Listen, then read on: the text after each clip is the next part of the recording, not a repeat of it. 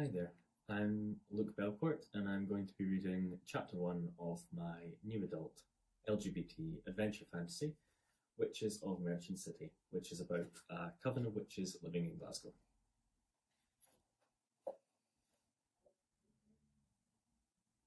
Holly was already dreading going to work tomorrow, with the hangover approaching like a storm front. The night air was crisp and cold and clear, and she was sobering up quickly as she and Arabella staggered down Argyle Street towards home. They didn't normally drink that much. They'd reached the age where they no longer got the bohemian rush of spending an entire night on the top floor of Polo, huddled in a group, breathing plumes of cigarette smoke out into the night sky like some sleeping dragon or a factory chimney.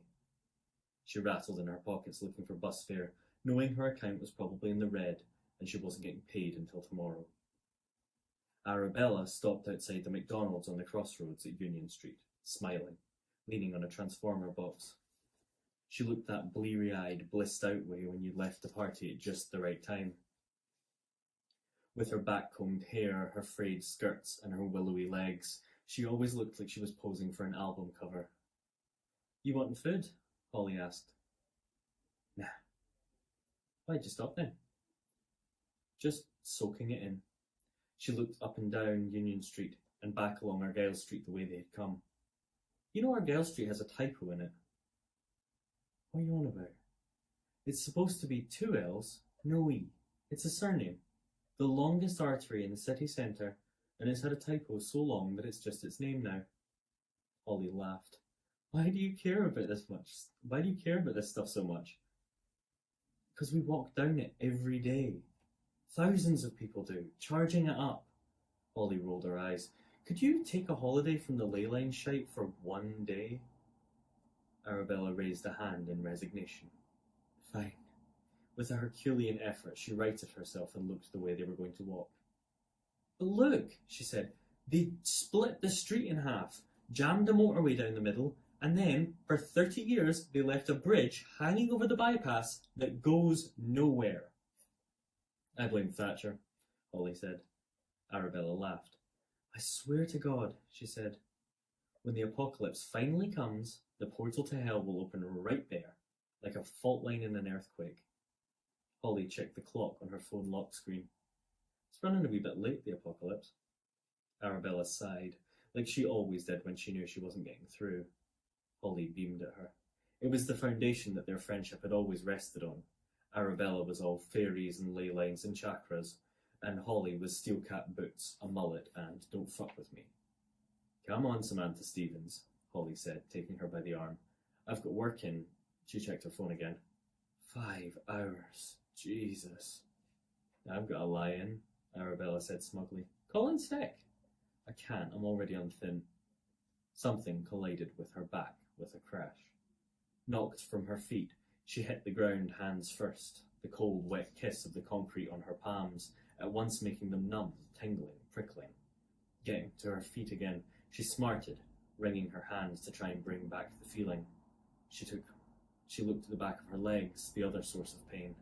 A large tire track of mud ran up her calf. Through the anaesthetic of booze, it only stung lightly. As she turned to see what had happened, the transformer box Arabella had been leaning on now had a huge dent in it and a mangled bike. The cyclist was staggering about, full lycra gear, a skinny guy probably about 10 years older than them. His hair was thinning under the cycling helmet. She could smell the booze off him from here, oaky, expensive whiskey. "You okay?" she said to Arabella first, who was rubbing her lower back. Arabella nodded, wincing, then turned to the cyclist. "You okay, mate?" The cyclist was looking at his warped bike, rubbing a knee which now had blood pouring down it. "You knackered my bike!" "Mate, you drove right into the back of us," Holly said. "You're paying for a new one," he said, tumbling towards them. Holly got right up in his face. "You need to look where you're going." His breath was heaving with the drink. He was drunker than they were, clearly too drunk to be cycling about at any rate. He lunged with a right hook and clocked her in the side of the face. The world spinning. Her anger bubbled up and she rushed for him. "Holly, stop. Let's just get out of here," Arabella shouted, trying to hold her back. "No, he's just cracked me," Holly said. She turned to him. "Fuck you." The guy raised his fist again, but stopped suddenly, hand suspended in mid-air, frozen to the spot. He couldn't move an inch. Arabella let go of Holly with her free hand, and Holly turned. Arabella had her other hand raised, index finger clenched in thumb, as though she was holding an invisible marionette string. "Are you?"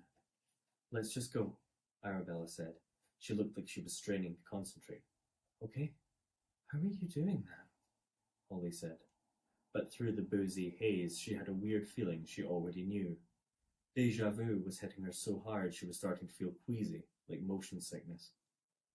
"I'll explain later. We have to leave before—" Her hand snapped open as though the string was pulled, and he wrestled free. He grappled Holly, and the two of them struggled for a moment before Arabella pulled Holly away again. "Get back here!" he shouted. He grabbed the bike and with a clumsy gesture lifted and lobbed it at them. Holly, who was still between Arabella and the guy, flinched. But the bike stopped in mid-air. Holly blinked, confused. She looked back at Arabella. Holly had never seen her look so furious. The bike clattered to the ground. He stood, stupefied at the display. Then Arabella crossed the distance between them and broke his nose with her forehead. Holly whooped. "Oh my God, where did you learn how to do that?" He was staggering, dazed, maybe concussed. "Well, when a witch does it, we call it the Glasgow curse," Arabella said. She looked shot white, Holly thought, shivering and pale as she clutched at the pendant around her neck, as if grappling with what she had done. He dabbed at his nose, no doubt expecting to see blood, but instead, roots had begun to sprout from his nostrils. Little white tubers to start, but then quickly thickening and multiplying, wriggling green gorse climbing out, moss growing around his nostrils. He groaned, falling backwards, and by the time he hit the ground, a full tree had begun to sprout out of his head. It warped his skull as it forced its way out, the roots pushing through the concrete like fingers into the soil underneath. Holly was speechless. "Dear green place," Arabella said. She rubbed her head, hissing through her teeth like she had a headache coming on. Holly could feel all the blood draining from her body. "How did you do that?" "Let's just go before anyone finds us," Arabella said, grabbing Holly's hand. She was clammy and cold, terrified. "Come on, he'll be gone by morning. The city will absorb his nutrients."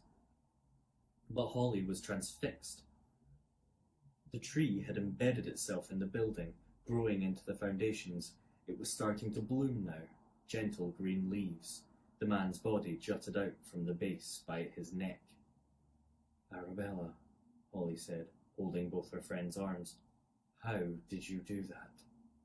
"Well, Glasgow is a city which prides itself on being made out of people," she gulped. "People, it turns out, make very good compost." Holly stepped back, looking up and down the pavement, the walls. She was suddenly aware of all the other plants growing out of the buildings on the street, in the city. Glasgow was full of them. Old Victorian buildings with trees bursting out of their foundations, out of the walls, branches spilling out into the street.